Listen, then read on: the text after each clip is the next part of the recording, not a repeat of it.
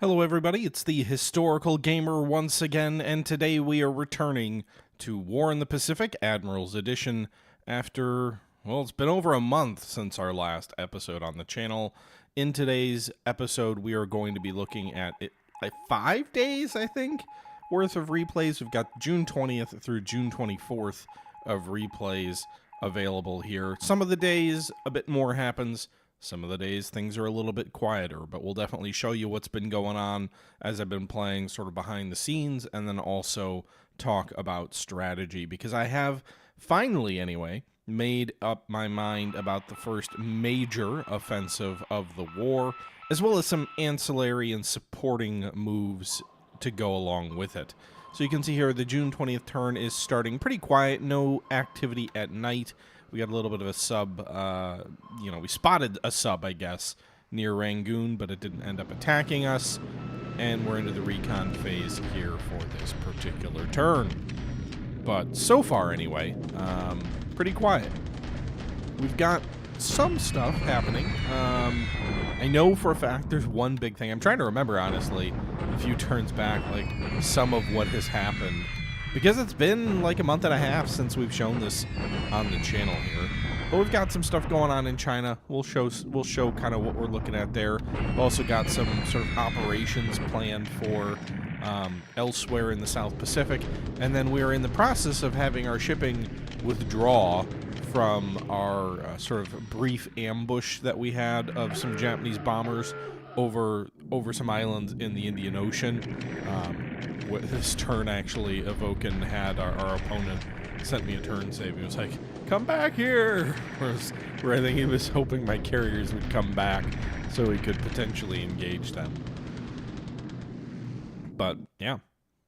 Also, since you're watching this presumably on YouTube at this point, well, I guess if you're not watching it live right now, but in the future, I'm recording this the night before Thanksgiving, but if you're watching this on Thanksgiving in the States, hope you're all having a great Thanksgiving. I'm certainly very thankful for many things in my life, including, the fact that many of you seem to enjoy this channel, and I enjoy making it. So, happy Thanksgiving to you all. Yes, Schultz, this is live. But it will go up on YouTube, so I tend to talk, to some extent, to the YouTube audience, while I'm also talking to the streaming audience here. All right, so we've got Slifix, thank you very much for the sub, appreciate it. Pretty quiet turn, some bombardment, some bombing in the Philippines, no real activity in this particular turn, so I don't think we need to dive into the actual turn replay to look at anything. I mean, outside the replay, I don't think we need to dive into the actual save, because I don't really think anything of note happened here that we need to break down. Just waiting for all this stuff to go through, and then we'll jump forward right away to the June 21st replay. 24 months, so that's 2 years. That's a long time. All right, so let's go ahead and quickly pull up the next save.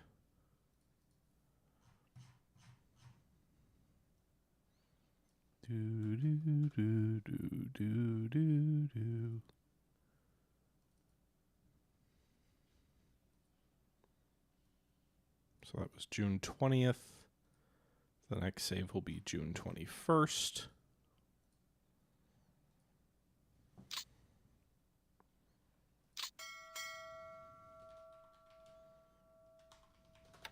And away we go. Prince of Wales did make it, Inaris. She is in harbor in the UK. Repairs have begun. We'll take a look at her in a moment here. But we are on to the June 21st replay here with some night recon coast watchers telling us stuff that's going on. We've got some task forces reacting to things near Rangoon. I'm assuming that's just reacting to a potential sub report. But yeah, pretty quiet nighttime phase. Once again, not a lot going on here.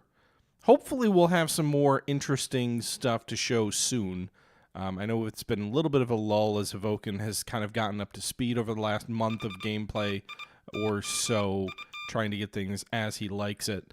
But I would expect if he doesn't make a move soon that we will probably begin some major operations in the next game month or so.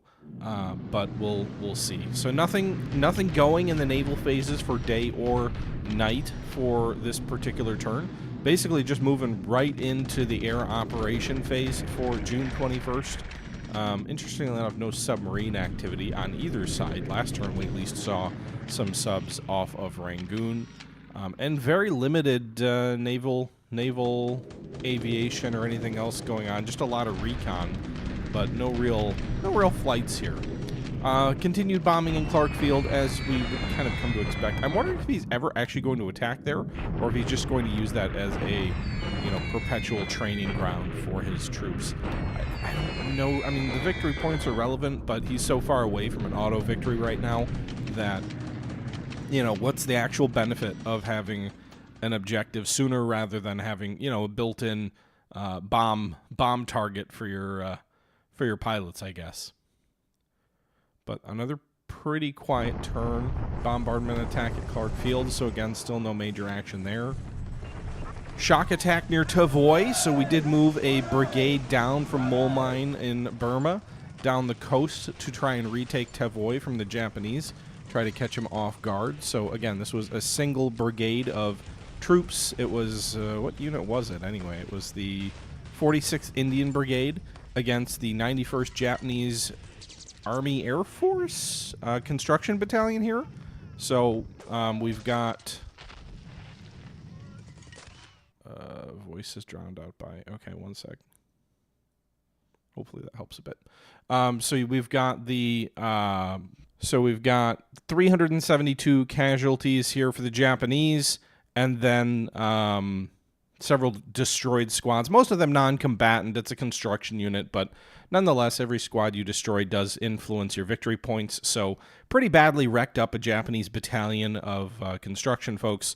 Only had a disabled squad of infantry on our side. So pretty good result for that Indian Brigade as it takes Tavoy away. Meanwhile, deliberate attack here in China. We tried to overwhelm. There's a Japanese division south of Guilin, and I was trying to overwhelm that Japanese division here to push it back, right? Like, it seemed like there was an isolated division here that we could potentially have some success against. Maybe we could ruin a Japanese division, force them to pour a lot of resources, supply, equipment into replacing their losses there.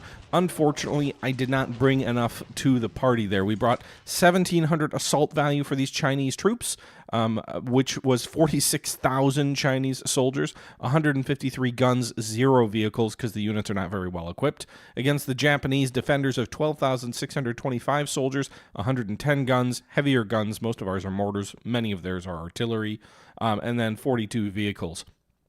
The assault value here going in, 1788 versus 461. However, based on factors, when you include terrain, entrenchments, leadership, all these other things here, when you include all of those things here, the Allied adjusted assault value gets cut in half, down to 981. Meanwhile, the Japanese, because they're dug in and other things like that, their adjusted defense goes up to 1456. So almost an inversion from, our assault value going into what the Japanese had to play with, and then our own assault value is like half of what we went in with. So not great, not what I would hope.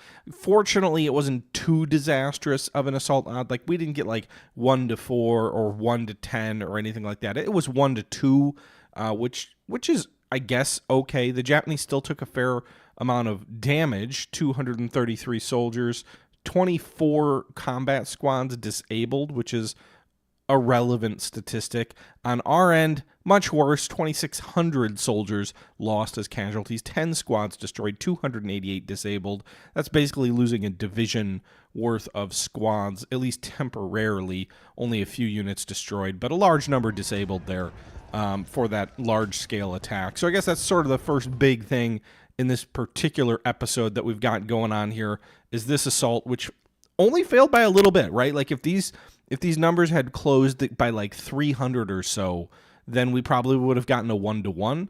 And if you get 1-to-1 as an attacker, you're basically at least trading even with the enemy. That's usually like a sign that you can grind him down. 1-to-2 is usually like you just missed out on the attack.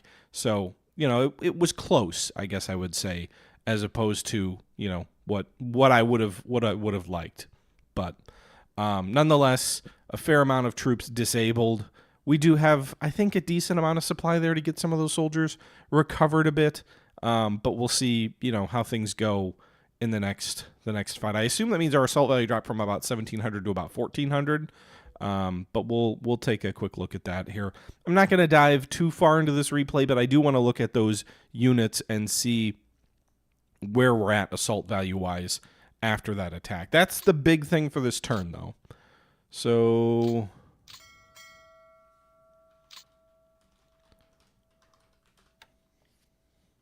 as we jump in here, let's go to China. We go to these guys. So we have these 4 corps that were involved in the attack. You can see here we have 1,500 assault value here, so we lost about 200 compared to what we started with. It looks like the worst hit corps is the 70th, which has 157 squads disabled.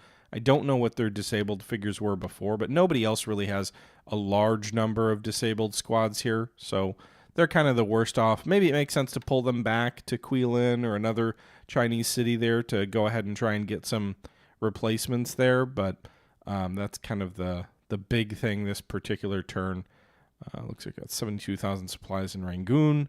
And then one of the other things that is going to come up a little bit later in this episode here, but we have various AVG groups, so American volunteer groups, Flying Tigers in Burma, one of them flying P-38, some of them flying P-40s.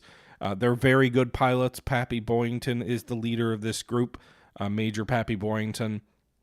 A number of aces here, very high experience levels, but this unit is getting close to being required to be withdrawn. It has to be withdrawn by July 4th, 1942. Now, when we do withdraw it, the pilots will go into pools, the aircraft will go into pools. It'll just be basically, hey, we lose this organizational group, but we can still reuse a lot of the stuff that's here.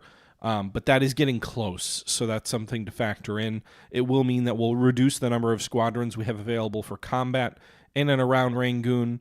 But that's something that you just have to deal with. You have to deal with units as they withdraw, as things like that sort of shake out, and as you kind of have to manage that the organizational politics of it all, right? Sometimes leaders say, "Hey, we need this squadron somewhere else," and your job is to say, "Yes, sir. Thank you, sir.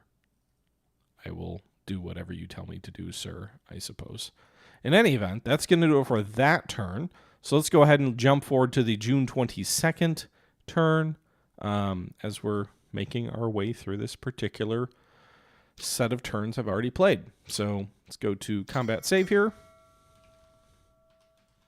and take a look at June 22nd, 1942, the third turn of this particular episode. Does Pappy get reassigned to the USMC? Pappy gets reassigned to the reserve pool. You can assign him wherever you want, Hauser. So those pilots are going to go in a reserve, and then we can choose what squadrons we want to pull them into, or it could just automate based on where there's need.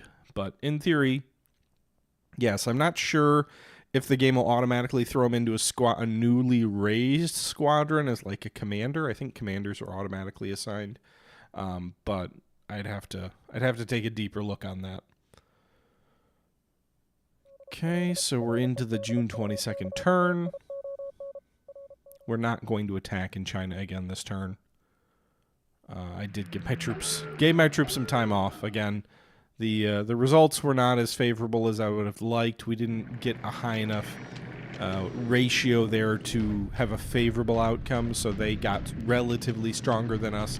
Probably still close enough in the die roll. You know, those figures, what you get in terms of how many assault value you have, how much the enemy has, there is an element of randomness there. So like if you choose to do a shock attack, there's a die roll that basically gets pulled in the back where if you were to, get a good roll, you could have a much higher assault value, or the enemy could have a lower defense value.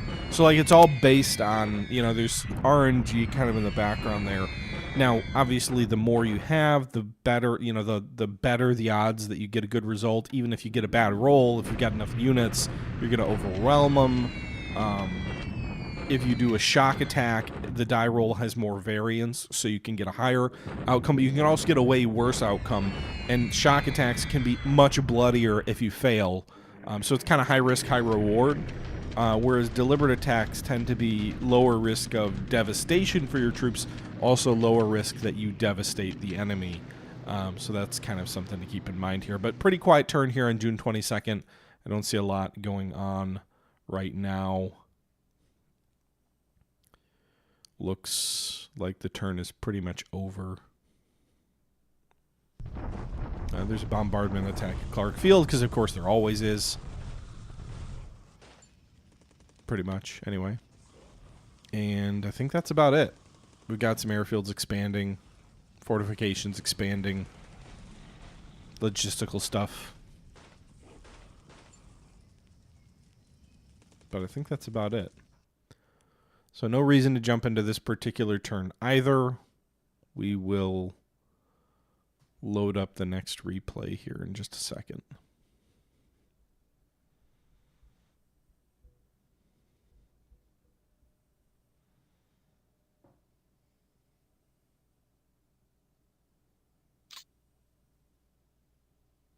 Okay. All right, so let's go ahead and switch these files around.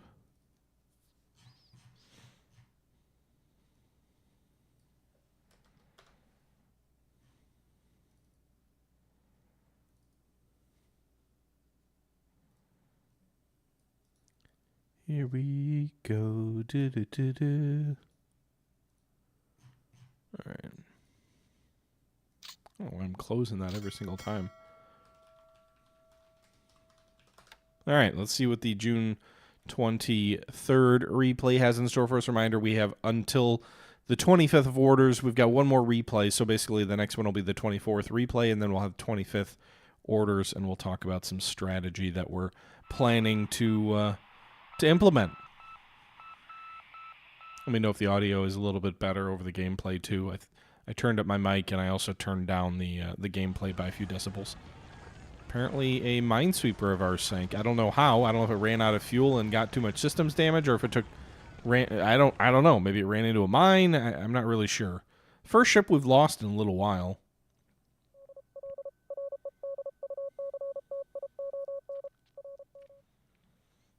Okay. Not much submarine activity at all for either side, really, in any of these replays. Kind of surprising, honestly.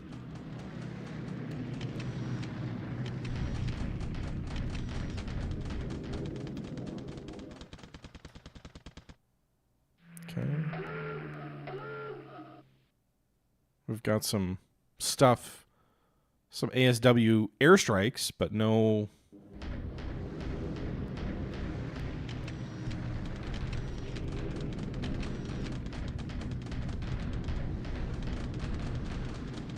Yeah, another very quiet turn. We have a Dutch sub which took some damage there. It says it's got temporary flotation failures, so I have to keep a look at that.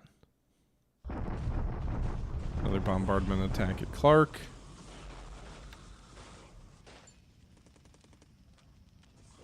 Portland is expanding airfield to 8. Doesn't really matter for us there.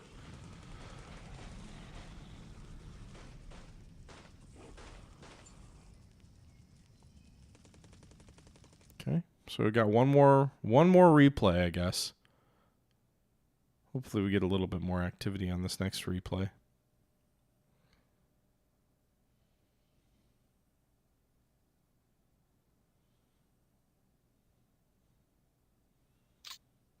All right, I'll just go ahead and load the last one up.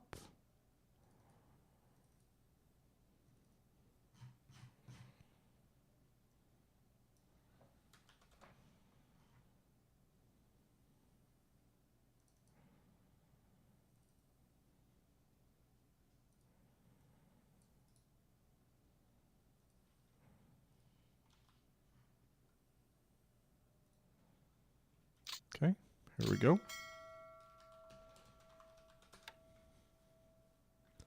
And away we go.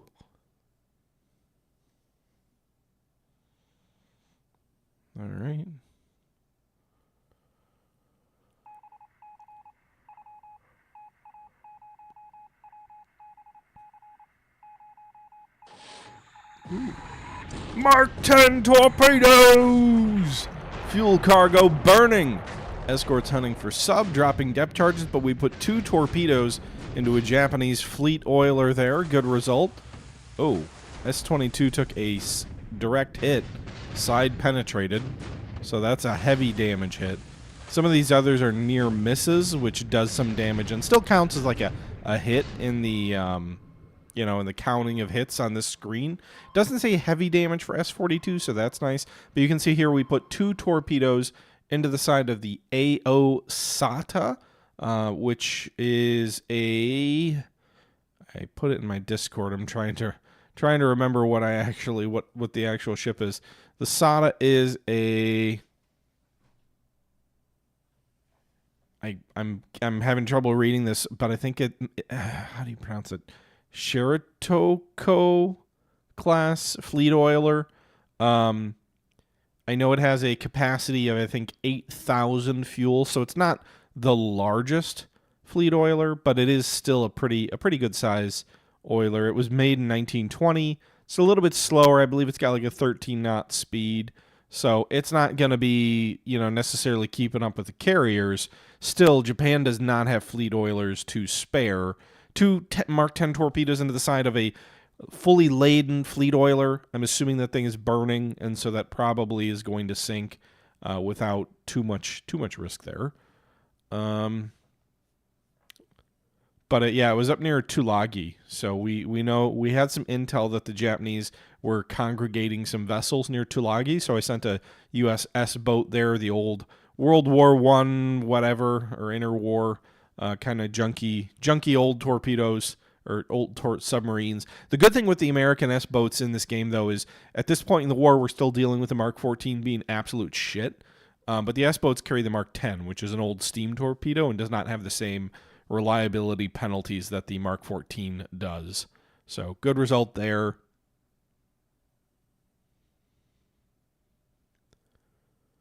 And I think that's it. Oh, I got it. I got the gurgling noise of a ship sinking, so I'm assuming that means the AO sank, even though it didn't tell us there in the attack. Our sub was immediately put down by enemy depth charges, so it probably couldn't observe if the ship sank. But at least with the way the game works, we've got a we got a kill. We got an enemy sub there, or enemy fleet oiler there. Which again, Japan doesn't have enough tankers to begin with. I mean, no one has enough tankers, but Japan does not have enough tankers, especially considering they have to carry a lot of fuel to keep their economy going in this game, which is something the Allies don't really have to do. They have to carry fuel forward for operations, and maybe if you want to keep the Australian economy humming, you've got to send fuel there or oil there, but you don't really have to carry it in the same way that Japan does. And so losing a fleet oiler, big deal for them, big deal for us.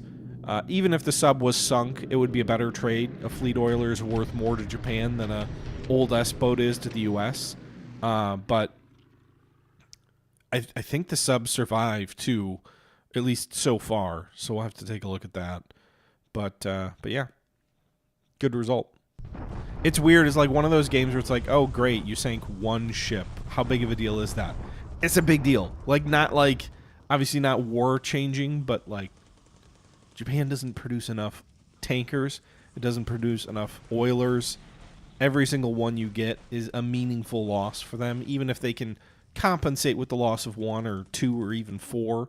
You know, it's one of those things where it's like they don't get many of those back. They don't get many of those built. So it is kind of a big deal.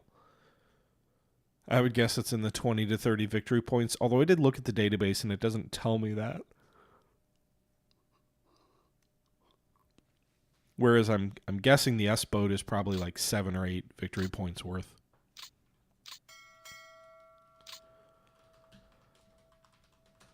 So, those are all of our replays. Let's go ahead and jump in here. So if we go over toward Tulagi, we saw Japanese shipping in and around Tulagi. That's why we sent the S-boat up there. S-boat is trying to fall back to Australia, so it did take a pretty hefty chunk of damage. 43 float, 27 system. She's going to be out of action for a while, assuming she survives. 32 major float damage. But nonetheless, certainly worth it. Again, her victory point value is only 6, so Definitely, not the most valuable ship, but does a very good, you know, very good job for its worth, even if it doesn't get out of there. Commander Stokes, he's going to get a Navy Cross, or I don't know what, maybe the sub will get a presidential unit citation. Good job for them sinking that AO. Doesn't actually tell me that it sank in the ship sunk tab here. If we go to last turn, doesn't tell me it sank yet. Eventually it will. That's fog of war, but we did hear the gurgling, so I'm assuming it's sinking. I suppose it might not have. It's in port. It's at Tulagi. It's a natural anchorage. Easier to drop it into the port there and hope it survives, but pretty confident that it sank. At the very least, it's worthless. They're not going to be able to use it. And so there's that. Additionally, we had been talking about the aircraft at Rangoon and the AVG groups. We actually did withdraw the AVG groups here, so between the first replay here and the later ones, you can see here there is no more AVG group. There are no more Flying Tigers here. We did bring the 49th Fighter Group down, the 9th Fighter Squadron, which is also flying P-38s. So we still have P-38s in theater. We also do have those additional aircraft that had been withdrawn or were put back into the replacement pools so they can be used to outfit another squadron.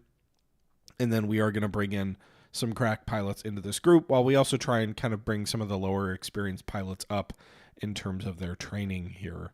If we go ahead and we take a look at the pilots, list top pilots, where does it tell me?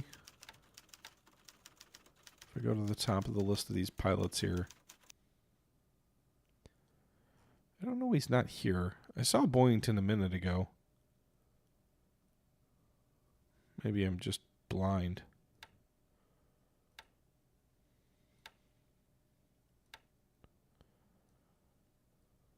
Boyington's right here in the reserve pool. I don't know why he's not showing up on the top list, but I guess he's like in transit right now, so he'll be back soon. But you can see here he is. He's currently in the fighter reserve, Pappy Boyington.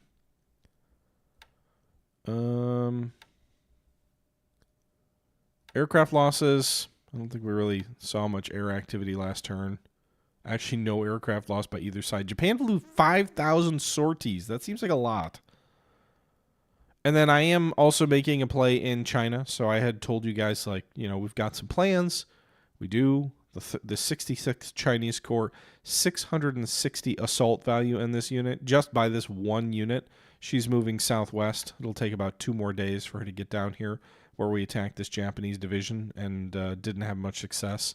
Meanwhile, the troops here have gotten about 30 of their assault value back as they have worked on reducing the number of units here that are suppressed. Although this squad looks like they have 2 more out of commission, so not sure what the deal is with that. We're also bringing over some additional troops from Luchao, I believe it is. So we've got the 75th Corps and the 79th Corps. That'll bring between the two of them another 600 or so, 670 assault value also. So that'll give us another 1,200 assault value on the way in to add to the 1,500 that we've got there. That'll give us 2,700 when we attack. So even if we get penalized and lose half of that in a deliberate attack on the enemy, if they get the same defense value as they had before, that would give us a 1-to-1 ratio on a deliberate attack. I'm also tempted to do a shock attack to try and wipe out the enemy division or effectively wipe it out, although that would be... I'd probably want a little bit more of a buffer with the assault value there based on what we saw in the previous fight. Nonetheless, I do want to bloody the nose of a Japanese division here because Japan, frankly, they've had it too easy. We haven't seen a lot of major fighting in the last couple of months. We need to deplete their resources somewhat. We need to pull some attention away from the Pacific, and one way of doing that is, having some activity in China. So, meanwhile, the troops in the Philippines still not doing great. Supplies, obviously, these guys, you can see they're basically starving at this point. There's almost nothing there. We did bring the 4th Marine Regiment back to Bataan basically all by themselves. They actually have sufficient supply now that they are here. So you can see they've got 336 supply out of a potential 326 that they need. So this particular U.S. Marine regiment is like, hey, we've got food again. We're okay. And I think part of that was I just snuck in some submarine transport here. There were 3 subs carrying transports or carrying supplies that were brought into Bataan. Obviously not enough to 3 submarines worth of supplies. Not going to feed or replenish 70,000 or 60,000 troops here at Clark Field, but they might help, 1,000 Marines back at Bataan here. Nonetheless, it's June 25th, and they haven't taken all the Philippines yet, so that's good, I guess. Rangoon's supply level is doing well, also up to 84,000. We've got a lot of transports going in and out of Rangoon, so we've got some transports coming out that just unloaded. We've got another 9,000, 15,000, 9,500 here, so what is that? Is that 19? Yeah, 19,000 plus the 15,000 here. So we've got 34,000 and some change supply just about to hit Rangoon in this next turn or so. So good results there. We're loading more supply at Calcutta. We're trying to pump Burma as much as possible with as much supply as possible to assist in the resistance to the Japanese when they do make a drive in there. Additionally, you did see this Indian brigade down here at Tavoy took this base. It's not a chump unit either. I mean, I guess the experience isn't great, but we do have 100 infantry squads, almost no disruption here, only 1 disabled squad. So we did take this base back from the Japanese, at least temporarily. I would imagine that'll be a very short window, but where we hold it. But it does do damage when you fight in towns and get driven out of. So you can see here runway damage is 22. That's from that assault. If they attack us and drive us out, that'll go up more, assuming we don't repair it. And so I guess that's good for us. Anything else worth showing?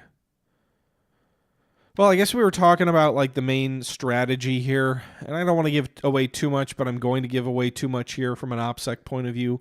But we've got plans on New Caledonia. I had thought like maybe we'd bypass New Caledonia, focus on Espiritu Santos, maybe even drive further north at like Nidine or Nidani, and try and cut off the southern bases. But a couple of reasons I don't want to do that. One, New Caledonia is worth 300 victory points to us, so it's an important political position for us to go ahead and retake Nomaya. Additionally, the SLOC issue, the supply lines between the U.S. and Australia, New Caledonia really messes with that. And even if we do isolate them, they could still have float planes with enough supply to kind of be able to get too much intel on what's going where and back and forth. And so I think taking New Caledonia directly is ideal. Additionally, it is close enough that it can assist in the drive toward Espiritu Santos, Fate, and some of the other islands in this area. And so if we want to go that route, it'll act as a nice little airfield there for us, and be useful in that way. So we are going to go for New Caledonia. I actually have quite a few troops who are already in position to be able to do that. So you can actually see here we'll have what will be the 2nd Marine Division here. We're in the process of moving it all to Melbourne, and we've got units on ships already. But we're going to form up the 2nd Marine Division, and they will have the operational objective of Comac, which is on the northern tip of New Caledonia. We also have additional units. We've got not here, I think they're at Sydney. We've got the Americal Division in this area. We've also got the 32nd Infantry Division. So we've got 2 U.S. Army divisions worth over 700 assault value here. They're targeting Nomaya. We'll have a engineer unit as well landing with this force. And I think we were going to have an Australian division get involved as well at some point. But yeah, the 6th Australian Division. So the 2nd U.S. Marine Division and the 6th Australian Division are going to land at Comac, and then the Americal and the 32nd Infantry Divisions are going to land at Nomaya. And the plan is to do both simultaneously to try and just overwhelm any defense here. I don't think there's any way he's put full divisions down to New Caledonia. In fact, it wouldn't shock me if they've got a very weak force and we roll over them very quickly. But the overall plan, because the Japanese carriers are still a threat, they are still around, is to land 2 divisions on New Caledonia's northern tip, 2 divisions on the southern tip, simultaneously having a carrier battle group providing overwatch against presumably land-based air initially, and then we will quickly fall back after we unload a critical mass of those troops. We probably won't unload everything, but a critical mass of those troops get unloaded. We're also going to include an engineer battalion landing at Nomaya, a combat engineer battalion landing at Nomaya. I think we've got an armored battalion as well of Stuart tanks, which will land there, and then we've got some field artillery battalions as well. So overall goal, take New Caledonia before there's any real chance of major resistance, and then we can use that as a staging ground for short jaunts and hops into the New Hebrides to push this front line back. In addition to that, we've all got some other troops which are doing some minor stuff. So we've actually got the Rocky Mountain Brigade or Regiment or whatever, Canadian Infantry, whatever it is, the Rocky Mountain Ranger Battalion here, 27 Canadian infantry sections, some Brens. They said, why are we fighting the Pacific War? And I said, be quiet. You get to go to Funafuti and take that unoccupied island and maybe work on your tan or something. I don't know. So that's what we're working on there. Additionally, I would like to make a play for Canton Island. I may drop a regiment there at some point, probably before New Caledonia, because while we are working on getting those troops all built up, they are not yet ready for an invasion. One of the things you need to factor in when you do land somewhere is that how much your preparedness will influence how many casualties you lose on the beach, how effectively you operate, things like that. So you can see here this New Zealand brigade, which we were going to add to the Comac landing here, is at 3 preparation points. Ideally, you want that much higher. You know, in a perfect world, you get 100 preparation points before any operation. If you have too few, you get things like landing craft errors or mistakes or whatever, and casualties and just less effectiveness in fighting there. If you do a good job of getting that up, then things go better for you. The Americal Division's been preparing for Nomaya for some time. They're up to 91, so they could probably land tomorrow without much problem. The 32nd Infantry Division is just starting, so I think we're probably a month or 2 away from any landings. I think we're probably looking at like an August operation timeline, but that isn't certain. I'm not 100% sure about that. Meanwhile, I'm just reinforcing some different positions of mine throughout the Pacific. We are getting our carriers are redeploying to the U.S., if you will, or to Pearl ever so slowly. The Prince of Wales has arrived in England for repairs. She is under repairs. It felt like a little bit of a waste, perhaps, to send her this way, because she's still got 200 days in dock. Like, if I hadn't spent the 30 days it took to send her, I would be 30 days further along in repairing her. But anyway, I guess that's it. That is what it is. At least Prince of Wales is still alive. And then our U.S. carriers are still in the process of going through refits at Colombo, or not Colombo, sorry, Cape Town. So 8 days left till the Lexington and Saratoga complete their overhauls, and that's where we find ourselves right now. I think that's everything I have to share. I don't know that I have anything else. I mean, obviously there's a lot of turns. We did some reorganization of some units, but overall, I think things are hanging in there. So. We're doing our best. Yeah, I think that's going to do it for tonight. So I'm going to go ahead and wrap this up. I know this is a bit of a shorter stream. I had thought maybe we'd do some sea power as well, but frankly, I'm beat and I've got some stuff to take care of before the end of the day. So yeah. Anyway, hope you guys enjoyed the video. Thanks again for watching and coming out. And until next time, this is the Historical Gamer saying thank you very much for watching, and I'm out.